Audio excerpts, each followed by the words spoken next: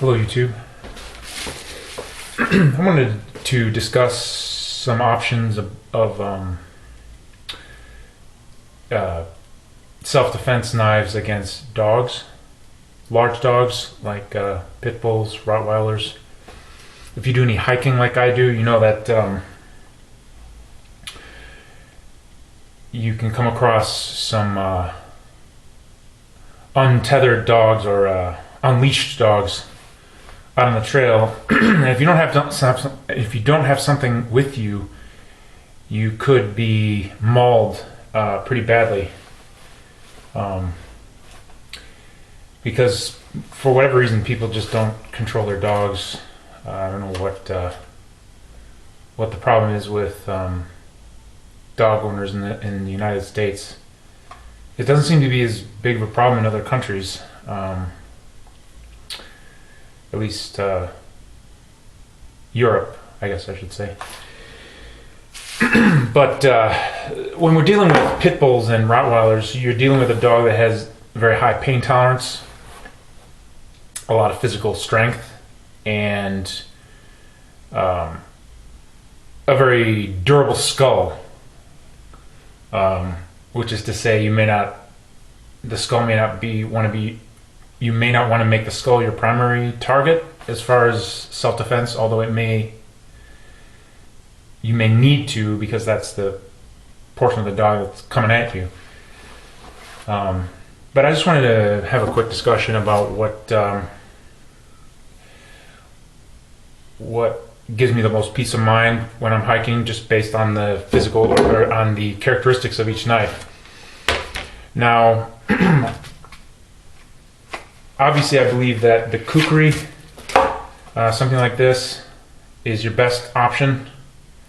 But if you're like me, you're not necessarily going to want to carry something like this. Carry something like this on you just because of the size. But for self-defense against dogs, I mean, you can't beat it unless you want to go with like a 3-foot saber or a katana or something. You really can't beat this. This would be my number one choice. Aside from that, you got a folding Kukri, which this is a great option.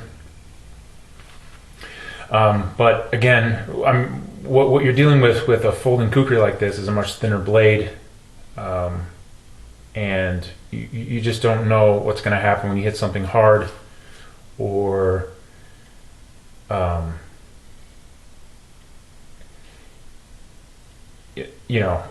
results could be unpredictable with a thin blade and a folding knife like this, although this is about as tough as they get in terms of folding knives. One of my favorites would be the Bowie. This is just an all-around favorite self-defense knife for anything, not just dogs. But this is a really great choice for self-defense against dogs, because of the reach, number one, and also because of the chopping power. If you have a dog coming at you and you give him a good pop with this, I believe he will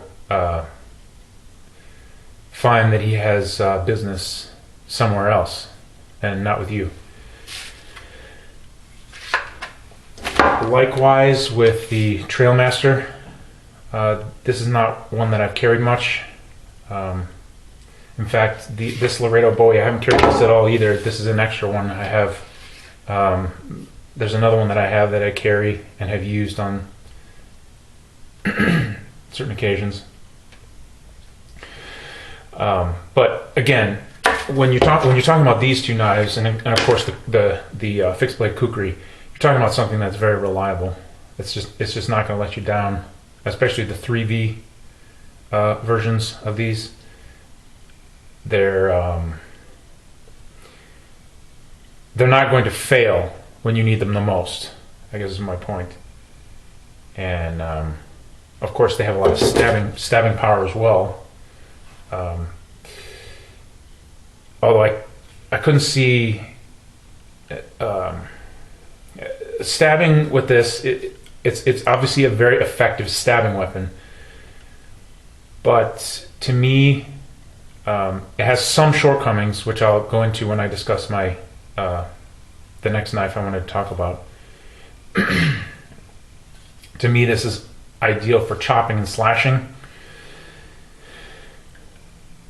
And again, this is the knife that I carry the most often. Although I may change that, and I'm going to discuss why in a few minutes, or in a couple seconds. Now, for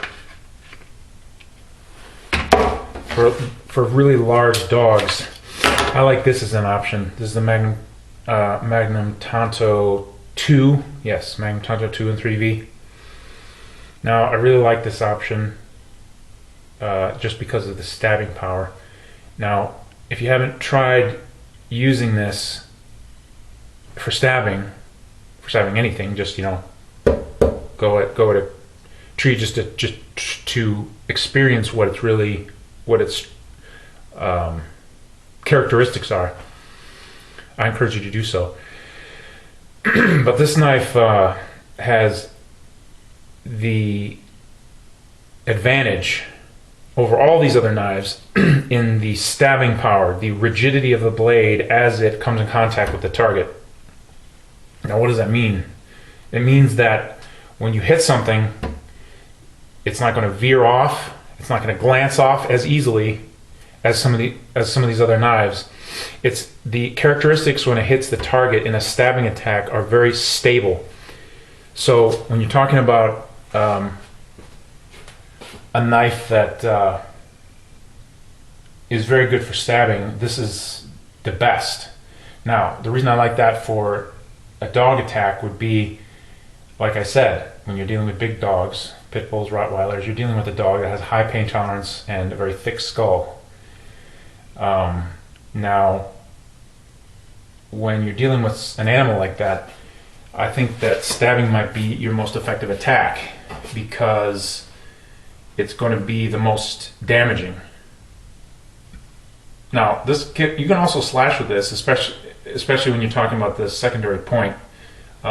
It's called a snap cut. You can come down and hit with it like that at that point, and it's a very effective technique. But when you're talking about pit bulls and Rottweilers that have kind of a single-mindedness about coming after you, that might not be enough. So the reason I like this is because when you stab with it, it's extremely telling when you stab into something, because the energy, all the energy of the blow when you stab just goes straight into the target. There's no, like I said, there's no veering off. There's no bending of the blade. There's no shock that kind of would dampen the blow, so to speak.